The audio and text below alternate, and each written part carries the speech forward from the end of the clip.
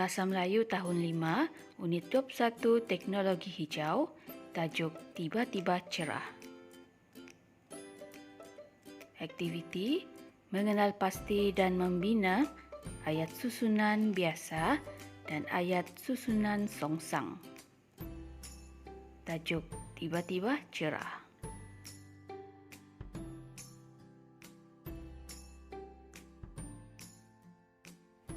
Murid-murid, lihat nota ini.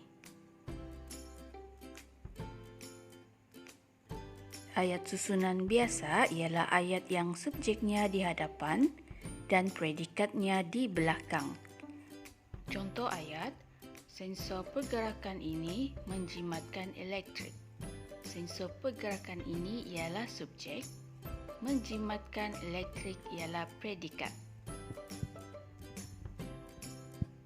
Ayat susunan songsang pula ialah ayat yang predikatnya di hadapan dan subjeknya di belakang.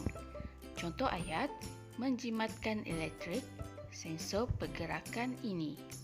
Menjimatkan elektrik ialah predikat, sensor pergerakan ini ialah subjek.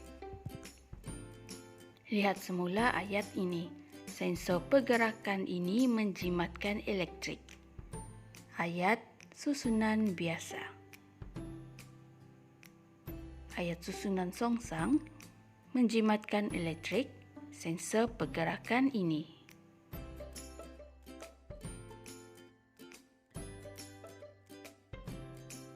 Contoh ayat susunan biasa dan ayat susunan songsang. Ayat susunan biasa, persekitaran sekolah lestari menyejukkan mata kita. Ayat susunan songsang, menyejukkan mata kita, persekitaran sekolah lestari. Ayat susunan biasa, mengapa ayah memasang sensor pergerakan ini? Ayat susunan songsang, ayah memasang sensor pergerakan ini mengapa?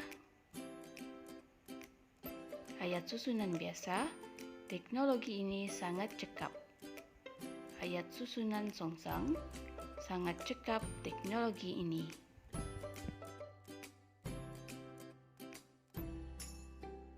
Mari kenal pasti ayat susunan biasa dalam teks ini.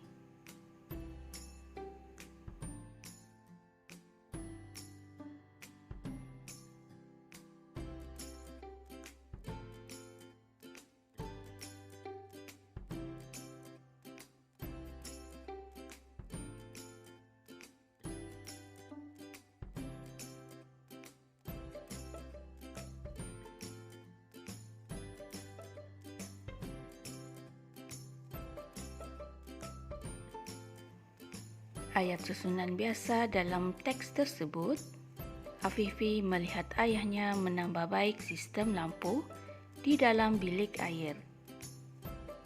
Ayah memasang sensor pergerakan pada lampu ini. Bagaimanakah alat ini berfungsi, ayah? Teknologi ini sangat cekap. Terima kasih ayah kerana mengajar kami untuk memelihara alam kita ini.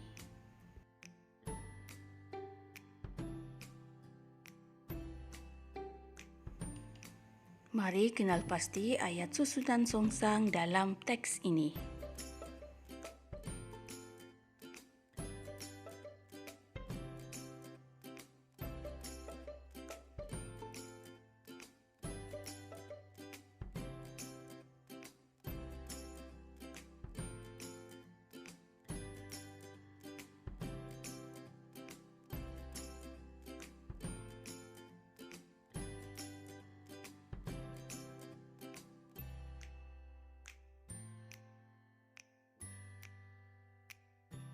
Ayat susunan songsang yang terdapat dalam teks tersebut. Dengan ayahnya, Afifi berbual-bual. Ayah memasang sensor pergerakan ini mengapa? Untuk mengelakkan pembaziran elektrik, ayah memasang sensor ini. Adik kamu apabila keluar dari bilik air, selalu lupa mematikan suis lampu. Dengan alat ini, lampu di dalam bilik air akan menyala secara automatik apabila adanya pergerakan. Akan terpadam secara automatik pula lampu apabila tiadanya pergerakan.